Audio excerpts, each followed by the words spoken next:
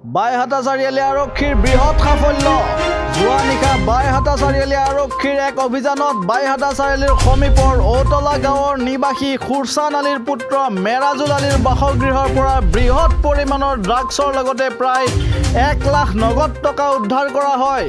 লগতে মেৰাজুল আলীকো কৰায়ত্ব কৰে বাইহাটা আৰক্ষীয়ে। এক বৃহৎ সাফল্য বাইহাটা চাৰিআলি আৰক্ষীৰ। বাইহাটা চাৰিআলিৰ ঔতলা গাঁৱৰ নিবাসী খুৰচান আলীৰ পুত্ৰ মেৰাজুল আলীৰ বাসগৃহৰ পৰা উদ্ধাৰ বৃহৎ পৰিমাণৰ ড্ৰাগছৰ লগতে প্ৰায় 1 লাখ নগদ টকা। লগতে মেৰাজুল আলীকো কৰায়ত্ব কৰে বাইহাটা চাৰিআলি আৰক্ষীয়ে। News desk report, any Assam 24/7।